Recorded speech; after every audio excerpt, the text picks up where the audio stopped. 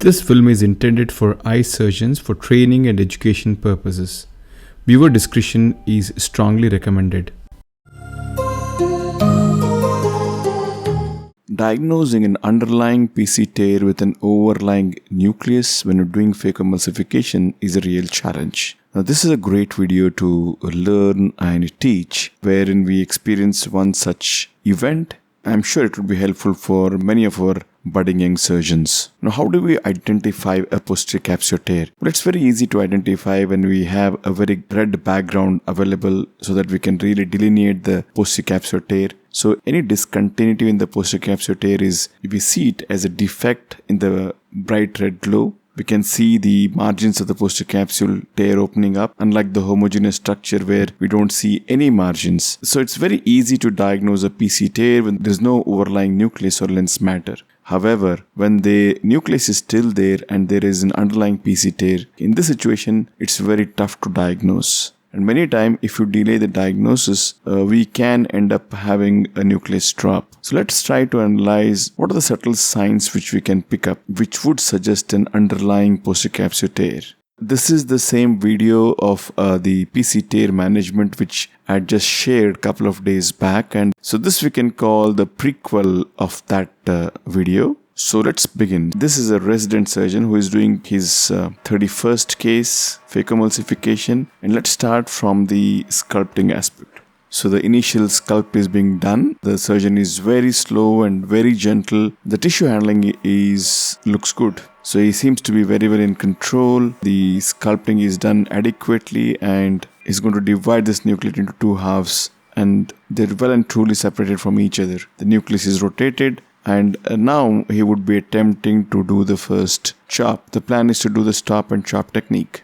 So the surgeon is now ready to perform the first chop. He aims to divide this nucleus into 3 quadrants. And the first chop doesn't work quite well. He doesn't get a good grip and the nucleus slips and it is a failed chop. So he realizes that the power which he's using, that is 20%, might be a little bit too much for this. He's reduced it to 10% now and he's also chosen the central thicker part to hold the nucleus. It's a good move. The tip is buried very deep than what it would be required for this density of the nucleus. Second thing, the chopper is not exactly opposite to the tip. It's slightly much more lateral than what it should have been. And nevertheless, the nucleus has been divided somewhat into 2 pieces. And now is the time to emulsify these fragments. He's trying to go in and hold the nucleus there. He pulls it out of the bag and then he's trying to emulsify this. There is a momentary change in the chamber depth. The nucleus just flies away for a moment and again comes back. Eventually the fragment is emulsified.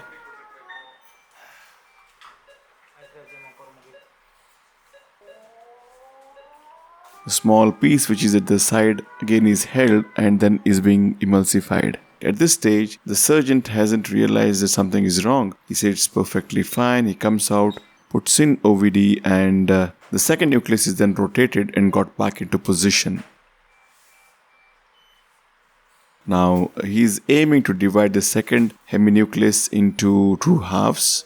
The infusion is turned on. He's positioned his phaco tip and now he's going to bury it into the substance of the nucleus. It goes inside and chopper goes and hooks the equator of the nucleus and the nucleus is scored briefly. Since it's very soft and crumbly, it anyway gets divided. The surgeon is now trying to hold one of the quadrants and then trying to emulsify it. He's trying to hold it and pull it out of the bag. During all these maneuvers, we can see there are subtle changes in the antechamber depth, but they have all gone unnoticed by the surgeon. One fragment is emulsified.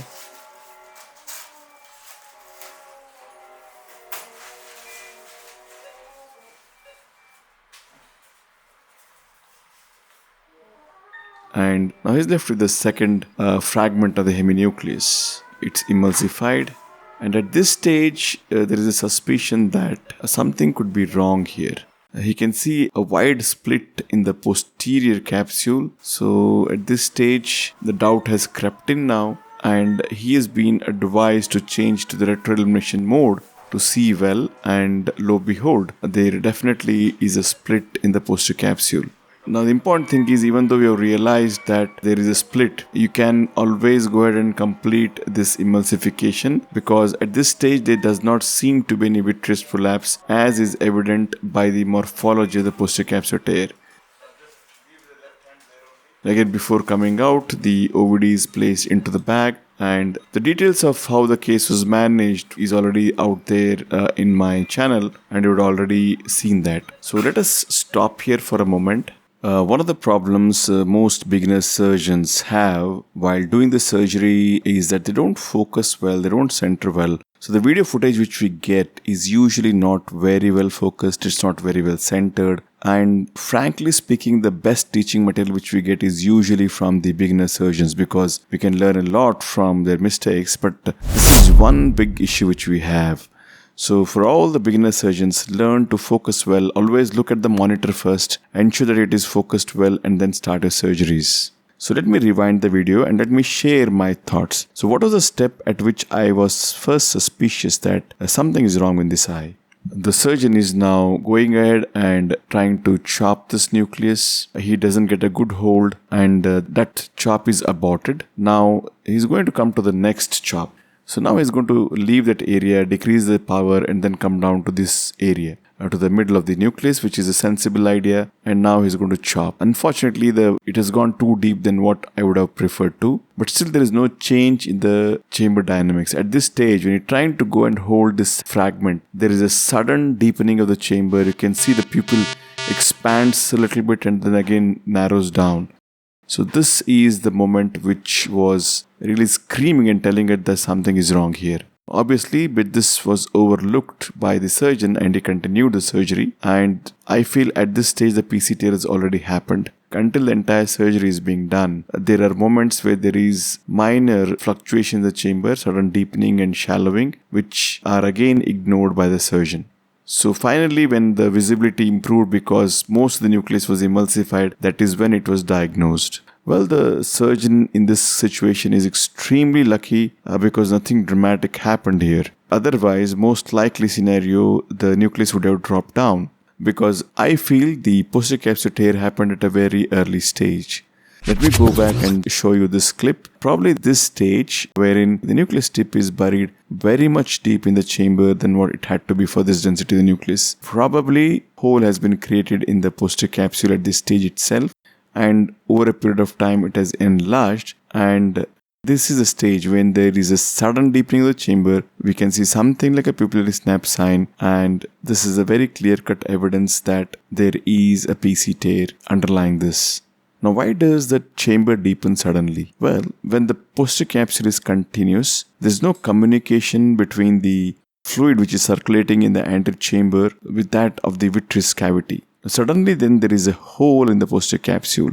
We got direct communication or access to the vitreous cavity. Essentially, it becomes like a unicameral eye. You have direct communication for the fluid to go directly into the vitreous cavity. That's the reason when the fluid suddenly gushes inside, you have the sudden deepening of the chamber. And luckily enough, the anterior hyaloid was probably not ruptured in this case. Otherwise, we would have easily seen the vitreous prolapsing out. In this case, that did not happen. So the moral of the story is, so whenever we see change or fluctuation in the anterior chamber depth happening, like in this case, one has to be very suspicious that posterior capsular tear has probably happened. As I try to explain why does this happen, simply because the fluid in the chamber now has got access to the vitreous cavity. So we have got one deep well to fill in the chamber, and the fluid suddenly gets access into the vitreous cavity. There's a reason why the pressure dynamics change and more fluid gushes in. That's the reason why you have sudden deepening of the chamber, the pupil expands momentarily, and again it comes back.